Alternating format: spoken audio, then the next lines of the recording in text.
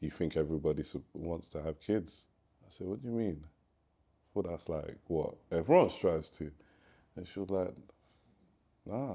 And then I remember I had aunties, uncles that haven't had kids, and I was like, their lives are fun. They traveled, and then it's like, oh shit.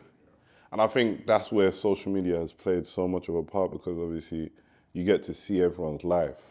So things that, let's say, our family members haven't seen until now, we're seeing like from the jump. So I get to see how you live. I can make an assessment, oh, this is how you're living. I need to at least kind of be at that level. Now we're discovering ourselves and we're getting a chance to kind of assess ourselves and say, okay, maybe I won't make a good parent now, or I'll make a good parent, or maybe I'm not gonna have kids of my own. Maybe I'll adopt. This is what I mean. I think when we're raising boys, and when we're speaking to boys and speaking to men, we have to really understand what that is, because there's a difference between wanting to be a father and wanting to raise kids. I don't know if you watched this show on Netflix called From Scratch. It's kind of been going quite viral recently. There's Zoe Saldana in the show, and she falls in love with this Italian man, and you know, and they and you know, something fatal happens, etc.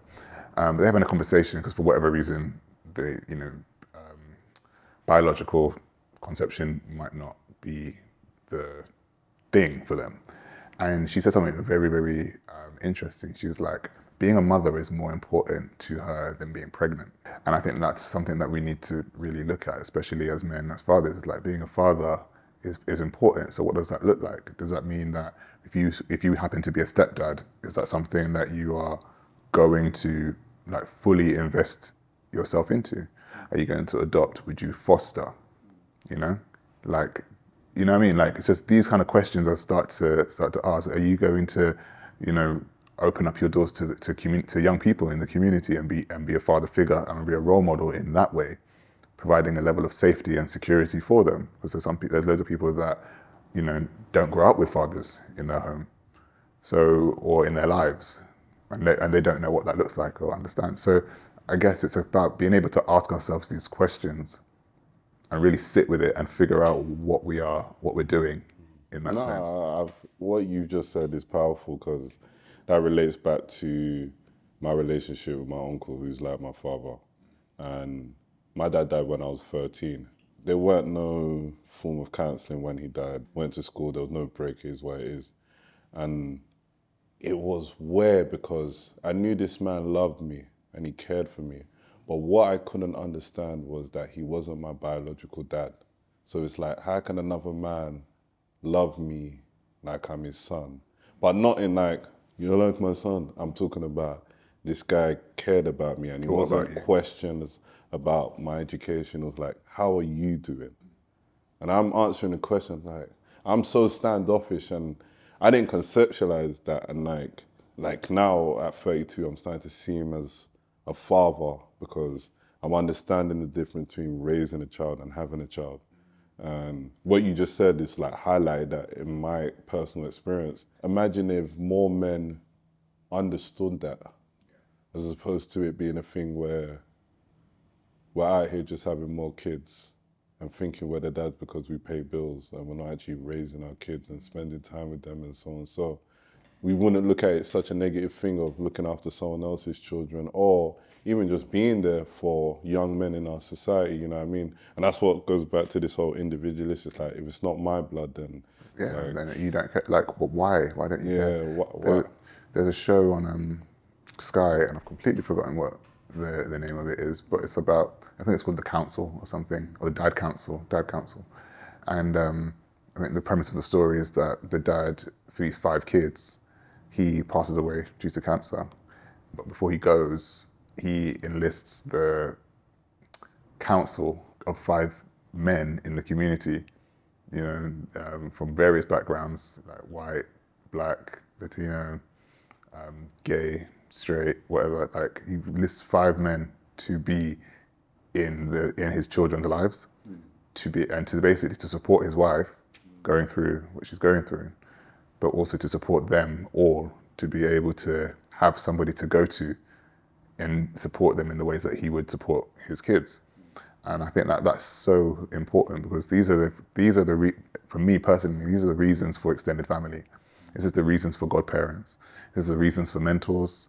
And that's what we need to start looking into more. I mean, start taking these things a lot more seriously, because when we start having these conversations about boys falling through the gaps and young black men, quote unquote, being disrespectful and, being really negative and really disgusting towards women and having particular viewpoints that men should be challenging and really showing them how to be wholehearted, complete, whole men in many aspects and many forms. It's not about posturing or presenting a particular way. It's about being real with these boys. So I think it's really important that we look at it in that way, and figure out how we can really bring together the community aspect of it all. Yeah, communities. It's so important. It's so important. It's helped me even with like starting Goodman Factory with Riz and the men that we've met. And I think like one thing that I knew 100% is men don't talk, and men don't talk about how they feel, what's going on in their heads. I've obviously known men that have gone through depression, gone to a bin section, some have committed suicide, and these are real things that are close to home.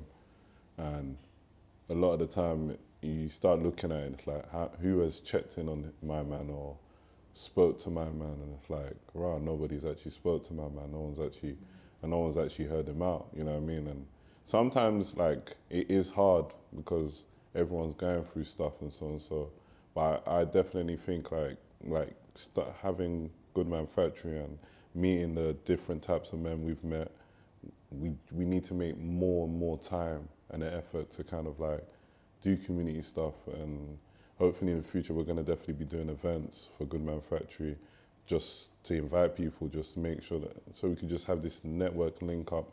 And it's not just men, I think everyone involved in it, because I think as well, I feel like even with like YouTube, we have this, what's it called, manosphere. And I know starting off, I'm sure it was started off with positive intention, but it's gone off in this direction where it's like they've gone far left with it. And it's like they don't even want to connect. It's almost like, let me just be angry. But it's like, it's almost a victim mentality. And when you have these toxic views, like you said, about women, homophobia and different groups of people, it's like, now it's like, how do you fit into society? Because nothing's going to change. We're going to have to either learn and work together and come together, or we're just going to be segregated. And I know we're not going to survive long like that. And this is partly adding to the contribution of the mental health issues we're having in society. And this is why a lot of what I speak about and what I speak to speaks to all men, all self-identifying men, everybody, because one big dream, like literally just what you just said, one big dream that I really would love is to have men from every kind of difference together speaking about the experience, so we can learn from one another and understand what it means to be you, what it means to be me, and we embrace each other in that way. It's a very utopic, it's a very idealistic idea, but it's the thing that drives me and keeps me going. Because if men, and with this whole idea of the manosphere that you mentioned, like if men can't sit down with one another and really see the value in another person, even if they do think differently, have a different approach to life, and they can't see them and value them as another person, then we've failed. We're on a false start already. We need to be able to really understand one another and sit down and listen to one another and take one step together to really get to that closeness that we are looking for.